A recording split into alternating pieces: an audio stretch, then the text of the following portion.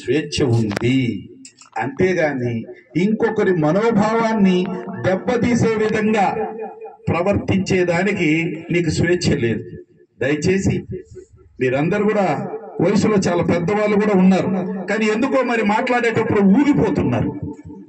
నాకు అర్థం కాదు ఏంటంటే మాట్లాడేటప్పుడు నిమ్మలంగా మాట్లాడండి. మీరు ఏది చెప్పదలుచుకున్నా మాకు అభ్యంతరం లేదు. మా అవినీతి గురించి నిన్న ఒక ఆయన మాట్లాడుతూ చంద్ర మధుసూదన్ రావు గారు ఈ నియోజకవర్గం మొత్తం జల్దంకి నుంచి సీతారాంపురం వరకు నా అవినీతి గురించి చర్చ చేసుకుంటున్నారన్నావు. నేను తీసుకున్నటువంటి లంచాల గురించి చాలా చర్చ జరుగుతుంది అని చెప్పి మీరు మాట్లాడడం జరిగింది. Okay, you stand your words. నువ్వు చెప్పిన మాటలకు నువ్వు కట్టుబడి ఉండు. అలాగే నేను అడిగేటువంటి ఈ విషయాలకు నువ్వు సమాధానం చెప్పేదానికి కూడా సంసిద్ధుడవై ఉండు. నేను తెలుగుదేశం పార్టీకి ఒక మనవి చేస్తున్నా. మీ పార్టీ కోసం చాలా మంది కార్యకర్తలు ఈ మండలంలో కష్టపడుతూ ఉన్నారు. వాళ్ళందరినీ వాళ్ళ విధానం వాళ్ళది, వాళ్ళు కష్టపడుతున్నారు. వాళ్ళకు వాళ్ళ పార్టీ మీద ఉండే ప్రేమతోటి వాళ్ళు కష్టపడుతున్నారు పాపం. కానీ ఈ గురిగింజల గురించి వాళ్ళకు తెలియదు. ఈ చెప్పేటి వేదాలు వల్లించేటువంటి ఈ గురిగింజల సంగతి వాళ్ళు ఏమనుకుంటున్నారంటే అరే వీళ్ళు మన పార్టీ కదా, మనం వీళ్ళ సపోర్ట్ తీసుకోవాలి కదా అనుకుంటున్నారు. కానీ వీళ్ళు కష్టపడేది ఎక్కడా తెలుసా? చేతివాటాన్ని ప్రదర్శించి వీళ్ళ అవినీతి రక్కసికి ఈ తెలుగుదేశం పార్టీ ఈ మండలంలో అధఃపాతాళానికి పడిపోయిన మాట వాస్తవమా కాదా? 2014లో ఈ మండలంలో తెలుగుదేశం పార్టీకి 2645 ఓట్లు మెజార్టీ వస్తే 5 సంవత్సరాలు రూలింగ్ పూర్తి చేసుకున్న తర్వాత 2019 ఎన్నికల్లో ఇదే తెలుగుదేశం పార్టీ అధఃపాతాళానికి పడిపోయి వైఎస్ఆర్ కాంగ్రెస్ పార్టీకి 1650 ఓట్లు మెజార్టీ వచ్చిందంటే మీ పనితీరుకు నిదర్శనం ఇది. మీ పనితీరు అంటే ఏంటి? పసుపు కుంభకోణం జరిగిందా లేదా? నువ్వు దాంట్లో మొదటి ముద్దాయా కాదా? నేనే ఎక్స్ చైర్మన్ గా పనిచేశా. 1 రూపాయి అవినీతి ఉందా? నీ దగ్గర ఏదైనా ప్రూఫ్లు ఉంటే తీసుకురా, నేను రెడీ. నీ దగ్గర ఏదైనా ప్రూఫ్ ఉంటే తీసుకురా. బహిరంగంగా చర్చకు సిద్ధం. పసుపు కుంభకోణం దగ్గర నుంచి నీ భూ కుంభకోణానికి హద్దులనే లేనే లేవు. ఇప్పుడే సోదరుడు మాట్లాడాడు మురళి. 20 పంచాయతీలో ఒక్క మాట అడుగుతున్నా, విపులంగా నేను అడిగిన ప్రతి దానికి మీరు సమాధానం చెప్పగలిగితే ఇదే పత్రికా మిత్రుల సాక్షిగా అడుగుతున్నా, 2018లో ఎక్కడన్నా భూ కమిటీ ఉందా? లేదు. అసైన్మెంట్ కమిటీ ద్వారా ఎవరికన్నా భూములు పంచారా? పంచలా. కేవలం సిజేఎఫ్ భూములు రద్దు కాబడి సిజేఎఫ్ భూములకు అసైన్మెంట్ పట్టాలు ఇచ్చారు. అప్పుడు మీరు మీ చేతి వాటాన్ని ప్రదర్శించి మీ పార్టీలో ఉండే కార్యకర్తలు ఎవరికి తెలియదు. పాపం వాళ్ళ అమాయకులు వాళ్ళ ఊర్లలో వాళ్ళ పార్టీ కోసం మన పార్టీ అని పీకులాడుతున్నారు. కానీ మీరు ప్రదర్శించిన చేతి వాటము వాళ్ళకి తెలియదు. ఆ చేతి వాటం ఏందయ్యా అంటే 2018లో సిజేఎఫ్ రద్దయితే దాని పేరు మీద 20 గ్రామ పంచాయతీలో ఇప్పుడు సోదరుడు చెప్పినటువంటి 5-1, 5-2, 5-3, 6-1, 6-2, 6-3 30,000 ఎకరాలు నీ బినామీల పేరుతో ఆన్లైన్ లో నమోదు చేసుకున్న మాట వాస్తవమా కాదా? అది రెవెన్యూ కోర్టు నడుస్తుంటే రెవెన్యూ కోర్టుకు సాక్షాత్తు మురళియే అప్లై చేసి మా ఊర్లో భూములు అది 888 పడిందో అనమలగొండ దగ్గర ఒక 888 పడితే ఆ 888 దగ్గర ఆనుకున్న భూములు ఇవి కొట్టేయాలన్న దురుద్దేశంతో 2018లో మీరు ఆన్లైన్ ట్యాంపరింగ్ చేసి మీ అనునయులకు భూములు ఎక్కించుకున్న మాట వాస్తవమా కాదా? 2 అది ఎక్కించుకొని రెవెన్యూ కోర్టు నడుస్తుంటే నిన్న 7 రోజులకు ఒక తహసీల్దార్ వస్తే ఆ తహసీల్దార్ పనిచేసింది ఎక్కడ? పెళ్లకూరు మండలంలో పనిచేశాడు గతంలో. ఇంకొక ఊరాయన పెళ్లకూరులో ఉన్నాడు. ఈయన ఇద్దరు దోస్తీ కలిపి కావల్లో రాత్రికి సిట్టింగ్ వేసి ఈ 30 ఎకరాల మొత్తాన్ని ఫ్రీ హోల్డ్ కింద కొట్టాలనుకున్నారు. మీడియా మిత్రులారా, ఇది ఆరోపణ కాదు, ఇది నిజం. ఇది ఆరోపణ కాదు, ఇది రికార్డులు తీసుకోండి, రికార్డులను పరిశీలించండి. 30 ఎకరాల భూ కుంభకోణాన్ని కొట్టేయటానికి ప్రయత్నించిన వ్యక్తులు వీళ్ళే.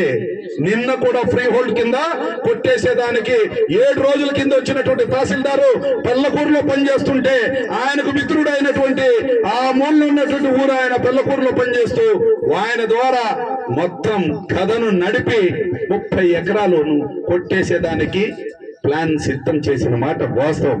అలాగే వేంపాడు పంచాయతీలో 18-2 పేరు కింద 18-2 సర్వే నెంబర్ 18-2 పేరుతోటి కాలే దేవమ్మ, ఈ కాలే దేవమ్మ అనే ఆమె పామూరులో కాపురం ఉంటుంది.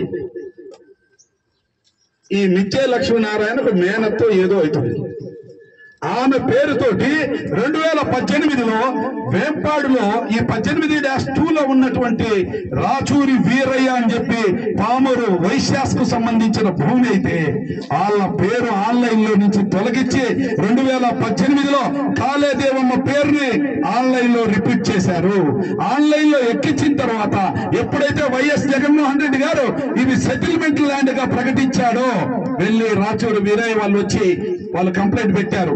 అయ్యా, మా భూములు కొందరు దొంగలు కొట్టేశారు, మాకు తెలియకుండానే మా పేరు ఆన్లైన్ లో నుంచి తీసేశారు, ఇదిగో మా దగ్గర పట్టాలు ఉన్నాయంటే రెవెన్యూ కోర్టు నిర్వహించినటువంటి తహసీల్దార్ గారు ఈ భూములు వైశ్యులదని చెప్పి తెలిచారు. ఈ కాళేదేవమ్మకు పట్టా ఇవ్వలేదు, కాళేదేవమ్మది ఆ ఊరు కాదు, కాళేదేవమ్మ సాగులో లేదు. ఎవరయ్యా అంటే ఈ మిచ్చే లక్ష్మీనారాయణ అనే వ్యక్తి వాళ్ళ దగ్గర నుంచి వాళ్ళను భయపించి ఒక 10 పావులు వాళ్ళ చేతిలో పెట్టి ఒక ఫేక్ అగ్రిమెంట్ ఒకటి రెడీ చేసుకొని నిన్న 7 రోజులకు వచ్చిన తహసీల్దార్ చేత ఈ ఫ్రీ హోల్డ్ చేయించుకునే దానికి స్కెచ్ చేశారు. ఆధారాలతో సహా చెప్తున్నా. మీకు నేను అడిగేటువంటి ఈ విషయాలలో స్పష్టత ఉంటే జవాబు ఇవ్వండి. ఇంకా ఉన్నాయి. ఇది కేవలం ఒక మచ్చు కనుక మాత్రమే చెప్తున్నా. ఇవేవి కూడా తెలుగుదేశం పార్టీ దీని విలువ దరిదాపు ఒక 2 కోట్లు ఉంటుంది. 18-2 2018లో రాచూరి వీరయ్య వాళ్ళ పేరుతోటి ఉన్నటువంటి భూమిని తొలగించి మీ పేర్లు ఎక్కించుకున్నది మాట వాస్తవమా కాదా? రెవెన్యూ కోర్టు నిర్వహించిన మాట వాస్తవమా కాదా? ఇప్పుడు ఇరువురులో ఈ 30 ఎకరాలు కూడా రెవెన్యూ కోర్టు జరుగుతుంటేనే, రెవెన్యూ కోర్టు పూర్తి కాకుండానే ఫ్రీ హోల్డ్ కు ఇచ్చిపోయాడు ఒక ప్రభుత్వం వచ్చి. ఇవి మీ యొక్క అవినీతి తాలూకు సంబంధించినటువంటి కొన్ని మాత్రమే. ఇంకా చెప్తూ ఉన్నారు ఏమని, మాకు కొత్తగా వచ్చినటువంటి కాకర్ల సురేష్ గారి గురించి, మీరు కాకర్ల సురేష్ గారి గురించి మీరు దైవాంశ సంభూతుడని చెప్పుకున్నంత మాత్రాన మాకేంటి అభ్యంతరము? మాకెలాంటి అభ్యంతరం లేదు. కానీ ఆయన కొత్తగా వచ్చిన వ్యక్తికి మేమేదో ఇక్కడ అవినీతి చేసేసినాం, తోడేసినాం, దున్నేసినాం అని చెప్పి ఆయన నోటి గుండా మీరు చెప్పించారు. పాపం ఆయనకు తెలియని విషయాలు కూడా కొన్ని ఉన్నాయి కాబట్టి ఆ తెలియజెప్పే పరిణామ క్రమంలోనే అయ్యా సురేష్ గారు మీరు కొత్తగా వచ్చారు, ఇంకా మీకు ఈ నియోజకవర్గ ఎల్లలు కూడా పూర్తిగా తెలియవు, మీరు తెలుసుకొని మాట్లాడితే మంచిది అని చెప్పి మేము చెప్పడం జరిగిన మాట చెప్పడం వాస్తవం. అయితే ఇంకొక ఆయన మాట్లాడాడు ఏమని, దుబాయ్కి నేను పనిచేసింది 15 సంవత్సరాలు సౌదీ అరేబియాలో ఎన్ఆర్ఐగా ఉంటూ మినిస్ట్రీ ఆఫ్ ఎలక్ట్రిసిటీ బోర్డులో 15 ఇయర్స్ ఎన్ఆర్ఐగా పనిచేసి వచ్చాను నేను. నాది తిమ్మారెడ్డిపల్లి. నేను ప్రజాస్వామ్యబద్ధంగా సర్పంచ్కి మా మిస్సెస్ కంటెస్టింగ్ చేసి గెలిచింది. ఈ పార్టీ తరఫున పనిచేస్తున్నాను. ఈ పార్టీ కొరకు నా గలం విప్పటంలో ఒక్క క్షణం కూడా ఆలోచించకుండా ఈ పార్టీ కోసం మాట్లాడేదానికి, ఈ పార్టీ కోసం కష్టపడేదానికి నేను ఎప్పుడు వెనకాడను. అలాగే మా పార్టీ కార్యకర్తల యొక్క సంక్షేమం కోసం, మా పార్టీ కార్యకర్తల కొరకు సమిష్టిగా మేమందరం కలిసికట్టుగా మేము పనిచేస్తాం. ఇది మా విధానం. అది మీరు గిట్టకపోతే నేను మిమ్మల్ని దానికి ఆ జబ్బుకు మందు నా దగ్గర లేదు. మీరు కష్టపడండి, ప్రజల్లోకి వెళ్ళండి. ఒక ఆయన చెప్తాడు, అయ్యా ఎలక్షన్ అయిన వెంటనే దుబాయ్కి పారిపోతాడంట. నేను 14 నుంచి 19 వరకు 2014లో తెలుగుదేశం పార్టీ గెలిచిన నేను దుబాయ్కి పారిపోలే. ఈ చెప్పబడే వ్యక్తులే. నిన్ననే నాకు ఒక మిత్రుడు చెప్పాడు, అయ్యా నిన్ను ఎవడైతే విమర్శించుడో ఎవడో ఒకటి జీప్ వేసుకొస్తే ఆయనే కారెక్కి చెన్నైకి పారిపోయిందా అని చెప్పారు. నేను ఎక్కడికి పారిపోవాల్సిన పల్లె, నేను ఇక్కడే ఉంటా. ఇది నా ఊరు, ఇది నా మండలం. ప్రజాస్వామ్య దేశంలో ఉన్నాం. 100 మాదిగల మాదిరిగా మేము బలవంతులం, బలహీనులు ఇక్కడ మాట్లాడడానికి వీలు లేదు, బలహీనతలు ఇక్కడ ప్రశ్నించడానికి వీలు లేదు, బలహీనులు రాజకీయం చేయడానికి మీరు అర్హులు కారు అని మాట్లాడేటువంటి మీ యొక్క సంస్కారం ఏ పార్టీదో ఒక్కసారి మీరు గుర్తు చేసుకోండి. మేము విధానాల పట్ల మాట్లాడతామే తప్పనిచ్చి వ్యక్తుల గురించి మాట్లాడలేం. ఇంకొక ఆయన చెప్తున్నాడు, బెంగళూరులో వేసేసినాం, ఏడ కూడా వేసేసి నీకు అడ్డేం లేదు. నేను ఎప్పుడు కూడా సింగిల్ గానే ఉంటాను. నన్ను వేసేస్తే ఏ రోజైనా పోయేదానికి సిద్ధంగా ఉండాల్సిందే. మరణం అనేది ఎప్పుడైనా ఆశిస్తుంది. అది ఎలా? జబ్బుతోనైనా ఆశించవచ్చు, యాక్సిడెంట్ తోనైనా ఆశించవచ్చు, ఇంకొక విధంగానే ఆశించవచ్చు.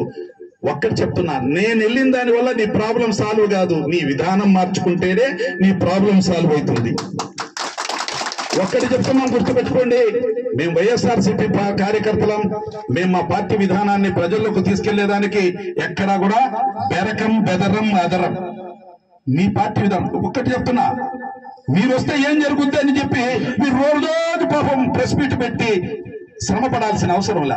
2014లో తెలుగుదేశం పార్టీ గెలిచిన వెంటనే ఈ భారతదేశంలో ఎవరికి లేనంత పేరు తెచ్చుకొని చనిపోయిన తర్వాత గుండెల్లో స్థానాన్ని సంపాదించుకున్నటువంటి వైఎస్ రాజశేఖర రెడ్డి గారిని పెట్రోల్ పోసి తగలబెట్టిండ్రు.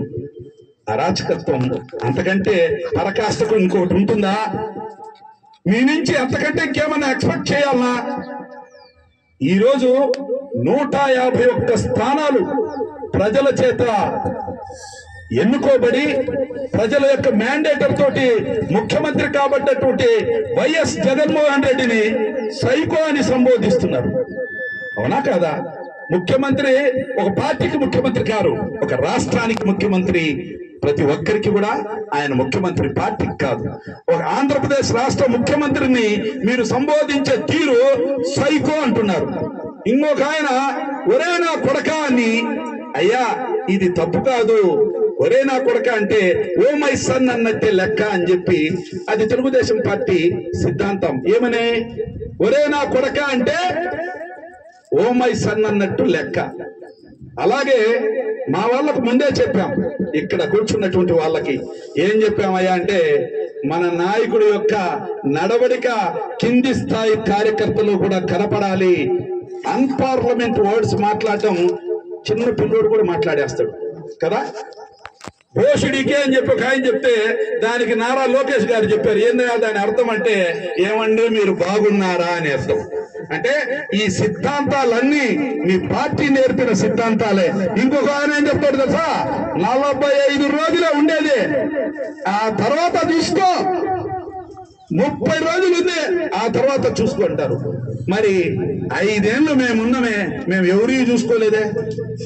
ఇబ్బందులు పడ్డాం, సబ్బందులు పడ్డాం, అన్ని పడ్డప్పటికీ ప్రజాస్వామ్యబద్ధంగా నడుచుకున్న వాళ్ళు మాత్రమే. నేను జూన్ 4వ తారీఖు నేను ఎక్కడికి విమానాల్లో పోయేదానికి నేను సిద్ధంగా లేను. మీకేమన్నా అనుమానం ఉంటే జూన్ 4వ తారీఖు ఇదే వరకుంటపాడు హెడ్ క్వార్టర్ లో నేను రెడీగా ఉంటా. లేదు మీకు తీరిక ఉండదు, కౌంటింగ్ లో ఉంటారు కాబట్టి 5వ తారీఖు రమ్మన్నా వరకుంటపాడు వస్తాను. నేను ఈ పార్టీ విధానానికి కట్టుబడి పనిచేస్తున్నాను. మీరేదో వాడు ఇంకొకరు మాట్లాడు, వాడు నవాబు, ఈడు గరీబు. మేము నిజంగానే నవాబులం. నువ్వు అన్నా అన్నకపోయినా నవాబునే కదా, మారిపోను కదా, నీకోసం మార్చుకోలేను కదా. ఎక్కడైనా సరే వ్యక్తులుగా మీరు ఉన్నతంగా ఎదగాలంటే మీ భాషను మార్చుకోండి. ఒక వ్యక్తిని టార్గెట్ చేసినంత మాత్రాన నేలకు కొట్టిన బంతిలాగా ఆకాశానికి ఎగురుతాడే తప్పనిచ్చి ఏ ఒక్కరు కూడా కిందికి దిగజారిపోయి భయపడిపోయి ముడుక్కొని ఇళ్లల్లో ఉండరు. ముందు నన్ను విమర్శించే ముందు ఉరిగించే సామెతను గుర్తు చేయబాకండి. మీ గురించి మీరు చెప్పుకోండి, అభ్యంతరం లేదు. మీరే విమర్శించారు. మరి ఎందుకు కాకర్ల సురేష్ గారు అంత మంచి వ్యక్తి అయినప్పుడు ఒక్క పెట్టి ఎందుకు ఏడ్చారు? బొల్లినేని రామారావు గారు నన్ను మోసం చేశాడయా, నన్ను ఇబ్బంది పెట్టాడా, నేను చేసినటువంటి పనులు నారా లోకేష్ కు కాడికి పోకుండా మధ్యలోనే ఆపేసి మీరందరూ పోయి జేజేలు పలికి ఇక్కడ ఉండేటువంటి చాలా మంది నిన్న మాట్లాడినటువంటి వాళ్ళందరిలో కూడా కాకర్ల సురేష్ కి ఇస్తే లాభం లేదు, ఎత్తిపోతాడు, ఎందుకు మేము పని చేసి కూడా లాభం లేదని మాట్లాడిన వ్యక్తులు మీరే ఉన్నారు. బొల్లినేని రామారావు కావాలని పీకులాడిన వాళ్ళు మీరే ఉన్నారు. ఆధిపత్యం కోసం పోరాటం మీ మధ్య జరుగుతుంది. ఓట్ల కోసం పోరాటం ఎక్కడ జరుగుతుంది? మీ ఆధిపత్య పోరాటం మధ్య మీ పార్టీ నలిగిపోతుంది తప్పనిచ్చి ఓట్ల పోరాటం కోసం జరగట్లేదు. ఓట్ల పోరాటం చేయండి, ప్రజల్లోకి వెళ్ళండి, మీ విధానాలు చెప్పండి. ఆలిబాయి మీద పోరాటం చేస్తే మీ ఓట్లు పెరుగుతాయి అనుకుంటే అది మీ భ్రమ. నేనున్నా నేను లేకపోయినా వైఎస్ జగన్మోహన్ రెడ్డి గారి యొక్క ప్రభుత్వం మంచిది అనుకుంటే ఒకటే ఒక మా నాయకుడు ఒక పిలుపునిచ్చాడు, నా వల్ల మేలు జరిగిందంటేనే నాకు ఓటేయండి, నా వల్ల లబ్ధి జరగలేదంటే ఓటేయద్దని చెప్పాడు. ఎందుకంటే ఆదర్శం ఇంకేం అక్కర్లేదు. ఒకటే ఒక్క విషయం చివరిలో మనవి చేసుకుంటూ, మీరు గిర్లు గీయవద్దు, మేము బరిలోకి రావద్దు. మీ విధానాలు మీ, మా విధానాలు మావి.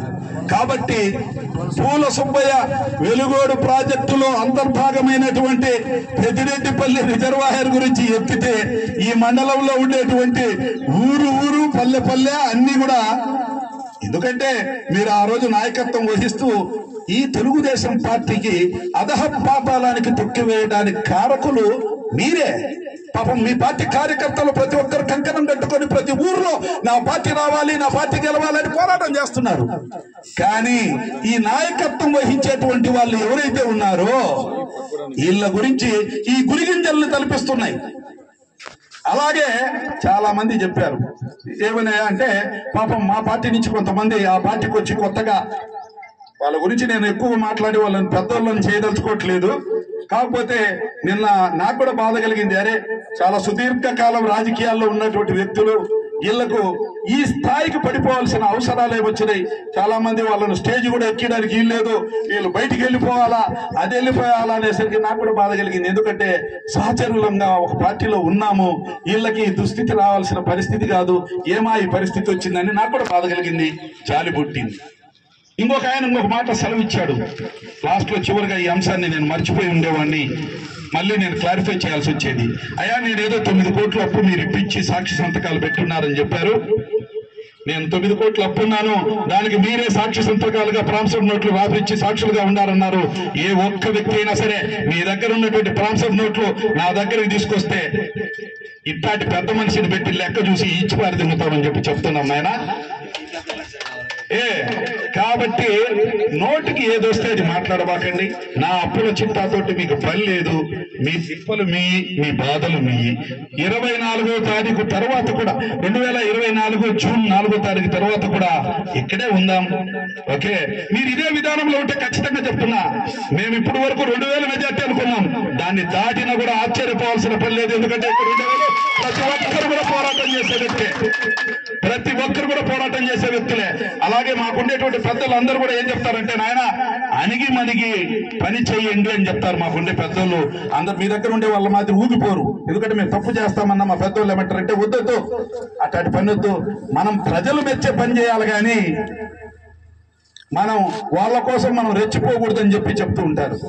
సంస్కారం అనేది ప్రతి చోట అది నడవడికలో కనపడాలి. మాటలు చెప్పినంత మాత్రాన అంత ఈజీ కాదు. సంస్కారం అనేది నడవడికలో గడపడాలి. నన్ను ఇక్కడైనా కొట్టొచ్చు, మీ ఇష్టం వచ్చిన కాడ ఎక్కడైనా కొట్టొచ్చు, మీకు అడ్డే లేదు. నన్ను కొట్టినంత మాత్రం మీ పని అయిపోద్ది అనుకుంటే మాత్రం అది అబద్ధం. మీ పనితీరు మిమ్మల్ని మెరుగుపరచుతుంది తప్పనించి నన్ను కొడితే మాత్రం ఇది పడదు. ఇంకోటి చెప్తున్నారు, మేకపాటి వాళ్ళ గురించి చాలా అసంబద్ధమైనటువంటి ప్రేలాపనలు మాట్లాడారు. పాపం నేను వారి ఘనత కీర్తి గురించి చెప్పాలంటే ఇంకా సుదీర్ఘమైనటువంటి సమయం. మా పిల్లకాయలందరూ కూడా అదే సబ్జెక్టు మీద మాట్లాడారు. కాబట్టి ఈ యొక్క కార్యక్రమానికి చేసినటువంటి